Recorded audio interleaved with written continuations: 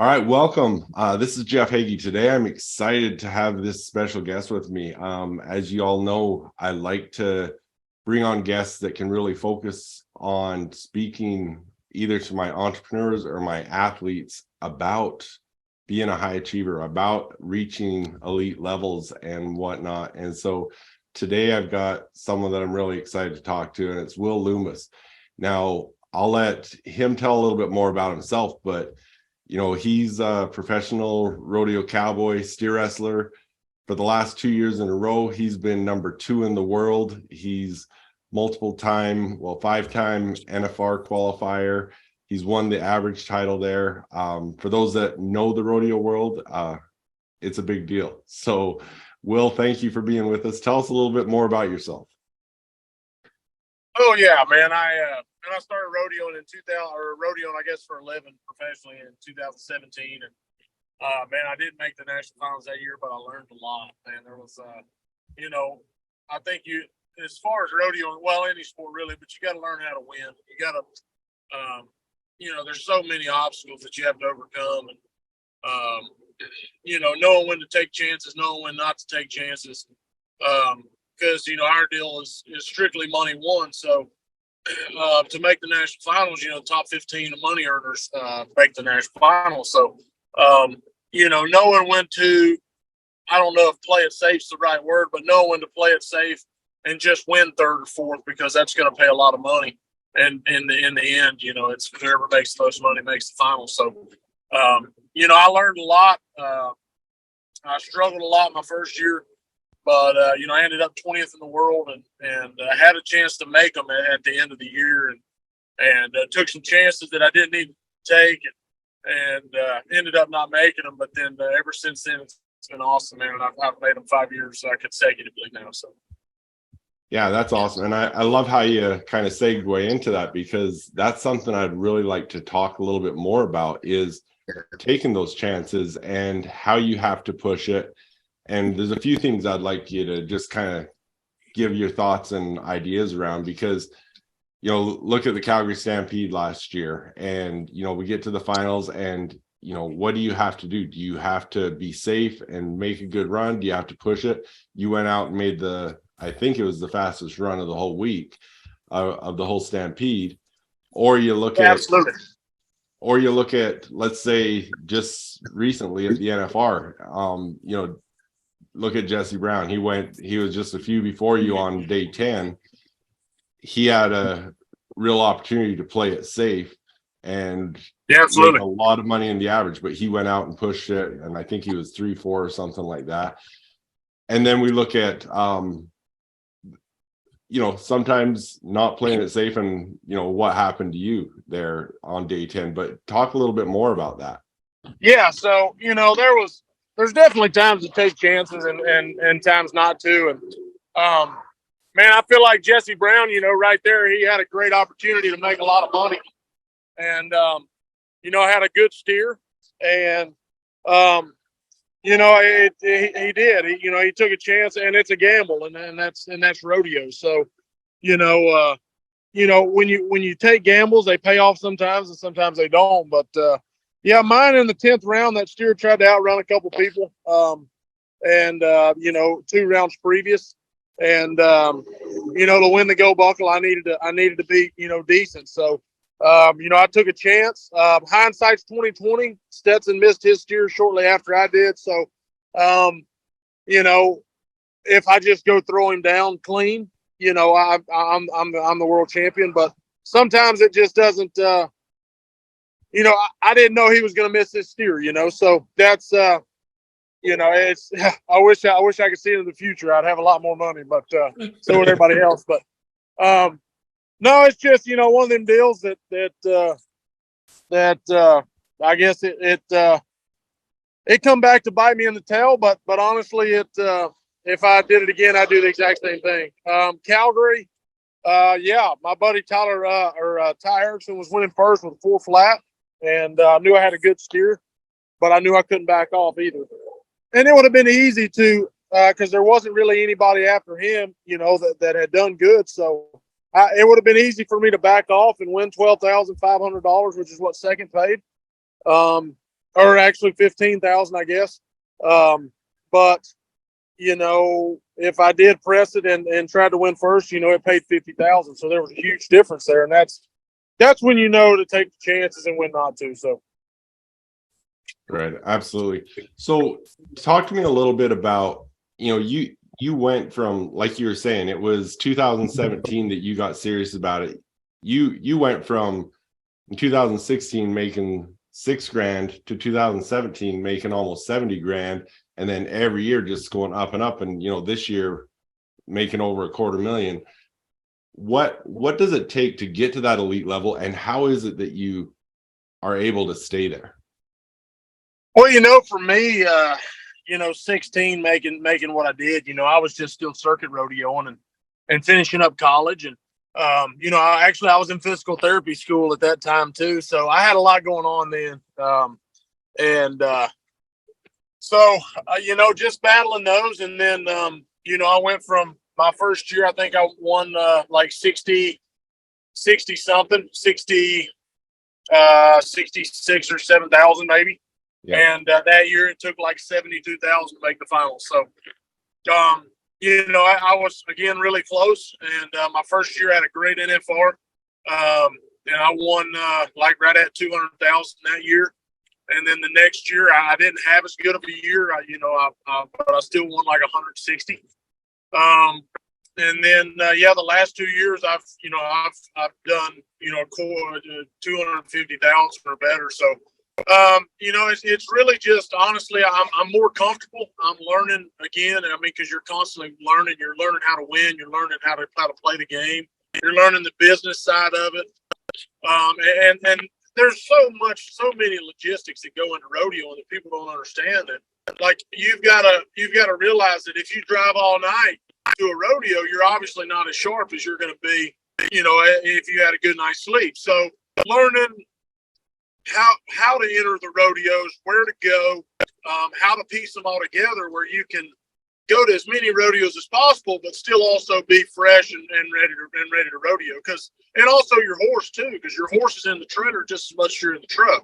So if your horse isn't fresh and you're not fresh, then we're not going to compete as good. And there's times that we have to drive all night to get somewhere. To a big rodeo or something, and we just make it work with monsters and coffee. But, I think just over the years, man, I've learned how to play the game smarter and not just, headstrong into the wind and we're going to make it happen. So, and I've even turned out of rodeos. There's been a smaller rodeo that we could have went to and we entered, and then we said, yeah, but we made the short round here. If we don't go, we'll be fresh and we'll be ready to rodeo tomorrow here at this rodeo. So, it's all about learning how to play the game. So on that, just for any of our listeners that don't know a lot about the sport, how many rodeos are you hitting a year? Well, this year I went to 52, or 53, and that was the least amount I've ever gone to. And Calgary had a big play in that. I had there's a percentage of that money that counts. So, but about 32,000 of that I won there counted. So that was a huge jump in the world standings, right? So we're allowed to count 80 rodeos. Is how many we can go to. We can go to as many as we want, but you have to what we call official a rodeo. And when you enter that rodeo, you say, I want this rodeo to count for the world standings. And it has to happen before you compete. It can't happen at, I won first year, I'm going to count in. So, it's and again, that goes into the business side of it, knowing what that rodeo is going to pay and being able to figure it up and know exactly to the dollar what that rodeo is going to pay and whether it's worth going to or not. For instance, I'm taking my wife to a rodeo in Hattiesburg, Mississippi tonight. She's running barrels, and I ended up not entering it because it's going to pay like $800, and I just and $800, but it's also if I went to that rodeo, it would count against my 80 rodeos that I get to count to make the national finals. And 3 weeks from now, I can replace that rodeo with one that's going to pay $1,500, $2,000, $2,500. So, yeah, it's just knowing, knowing which rodeos to go to, and then being able to figure out exactly what they're going to pay. So on that, outside of the NFR, like this year at the NFR, you made just shy of 150,000. Outside of the NFR, what's your biggest payday rodeo that you've had? Yeah, probably Calgary this year. I won. Technically, on paper, I won 60,000, but that was Canadian. So it ended up like 40-something thousand American is by the time they taxed it and had the exchange rate and all of that nonsense. But yeah. That was probably my biggest one, and then everything during the summer is considered in weeks. So it's Sunday to Saturday. So whatever rodeos you go to that week, you pretty much add up what you win at those rodeos. And we said, well, how'd you do last week? And last week, well, I won 8,000, or I won 11,000, or I won, it was slow, I won 2,000. Anyway, I just lost the bell of hay. Anyway,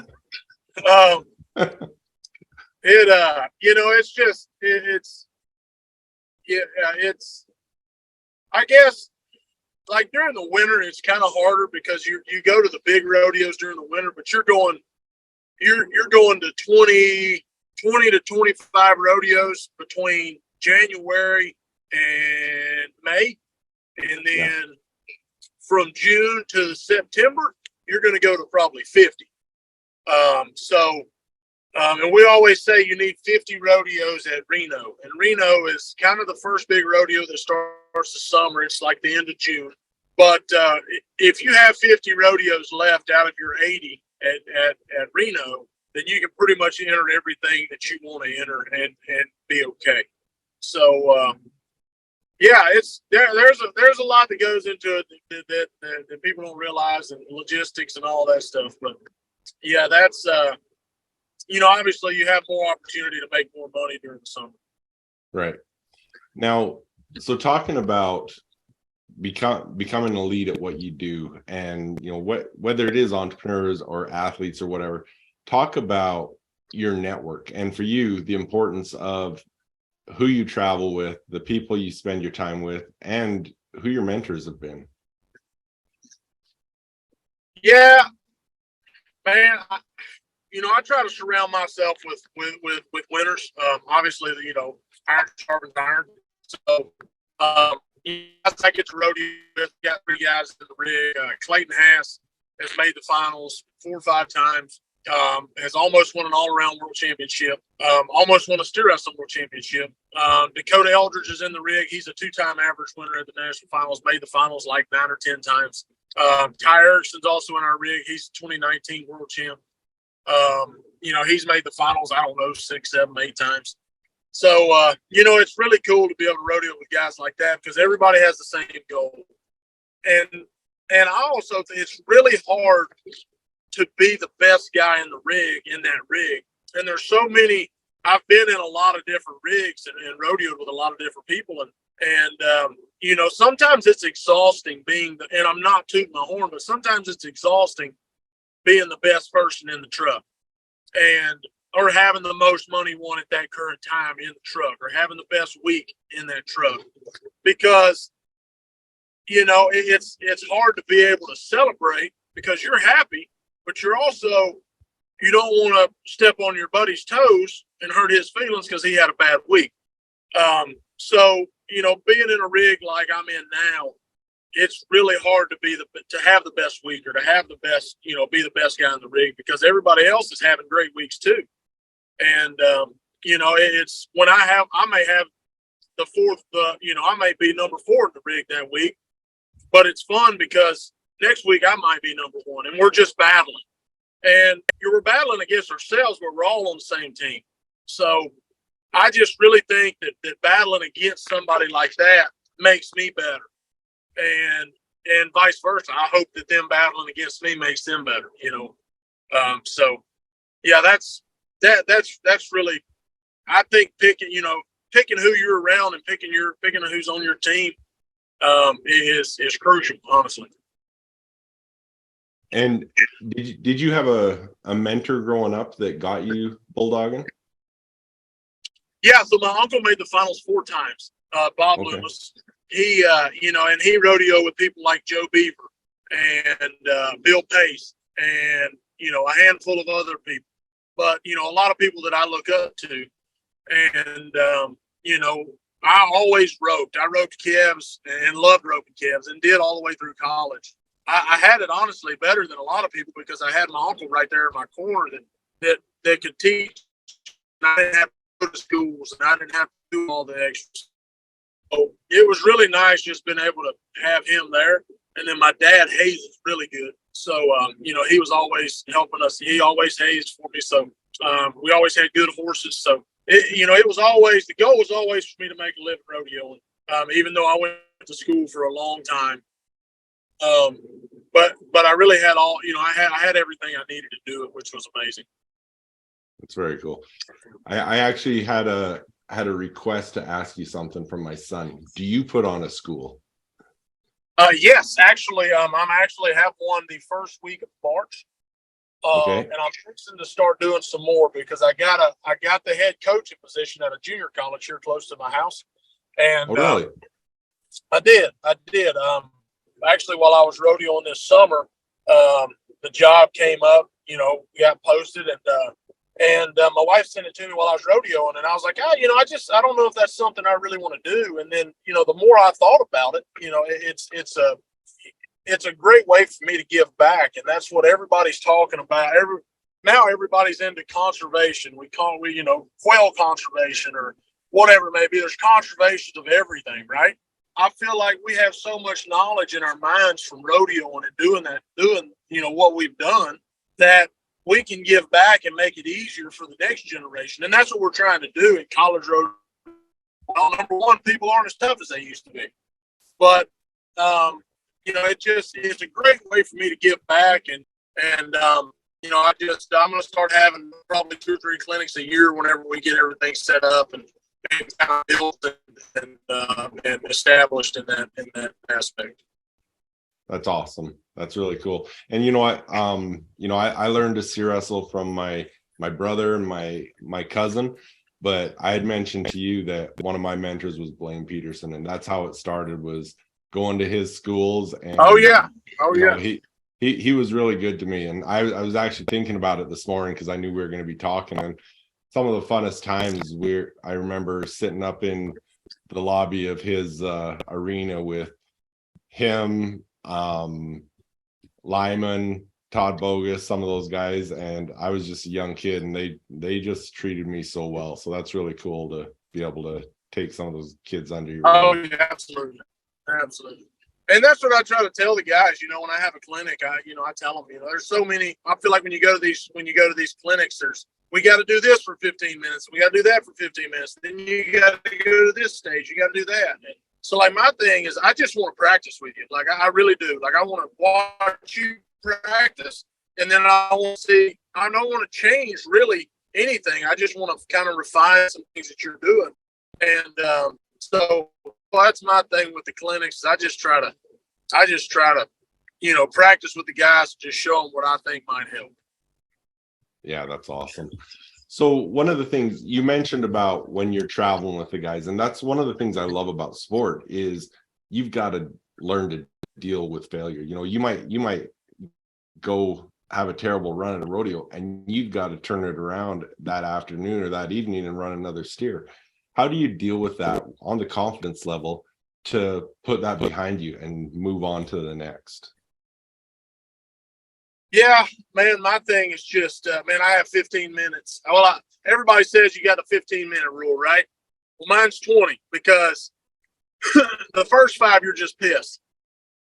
Okay, so that's always been my thing. Sometimes it lasts longer than that, but really and truly, it's just a mental game. And rodeo is so mental. But that's the cool thing about rodeo during summer, is that you do get to run one that afternoon or dang sure that next day. it's a little tougher during the winter because it might be 5 or 6 days before you run another one. And, but that's just learning to get in control of your mind. And honestly, man, Casey Jones, who is another one of my mentors who I started rodeoing with in 17. Well, I rodeoed 17 and 18. I made my finals the first year with him. And he's so cool, man, like on the mental aspect of the game. And I learned so much from him. And that was always his deal. Once you run that steer, it doesn't matter. And, good or bad. And, he taught me a lot of that stuff. And, anyways, that was, I can talk about Casey Jones for days. But he was really good to me, and I learned most of the stuff that I know now from him. It's awesome. So, whether it's one of your college athletes or any younger kid that has started their career in whether it's rodeo or another sport or whatever it is, and knowing what you know now, how to get to that elite level, what's the biggest piece of advice that you would give them? And just putting in the time, honestly, and it's just like any other sport. You have to put in the hours in the batting cage, or you have to put in the hours on the field, or there's so much time that has to go into it, and we'll never perfect our craft. Professionals will never perfect their craft, because there's always ways to get better, and so I feel like you need to stay coachable. And I've won the average and I've made the finals 5 times, but that doesn't make me any better than, heck, a high school kid could come and beat me tomorrow. You know what I mean? So there's always something that I can do better. And you have to stay coachable and you have to listen. And actually, my uncle said it the best one time. He said, you have to be a sponge, because a sponge soaks up everything, right? A sponge soaks up every bit of water. When you squeeze it out, you'll never get all the water out of the sponge. So when you're learning, be a sponge, soak up everything I tell you. Just take it all in. When you get home, squeeze your sponge out, and what's left, you use it. So use what works for you, because I may say something about my feet placement or my base or my head catch or something that might not work for your style. And that's okay. But if you can go somewhere and learn something from somebody, and even just learn one thing, the school or the clinic was worth it. So you just have to stay coachable and, just put in the hours. It's crazy the amount of hours that you have to put in to be the best. And I still haven't reached that yet. So, I'm going to keep working and I'm going to try to be the best. Awesome. Well, Will, really appreciate the time you spent here sharing your knowledge, sharing your experience. You're so fun to watch you, and really want to wish you the best of luck. What do you have coming up in the next little bit here for some of these bigger rodeos coming up?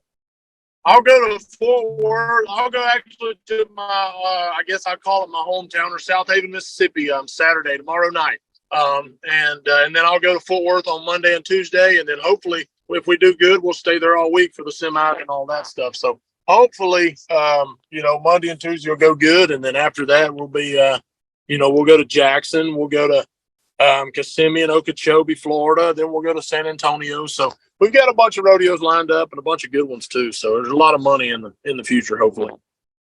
Well, good luck and look forward to watching you this year. Thank you for taking the time today.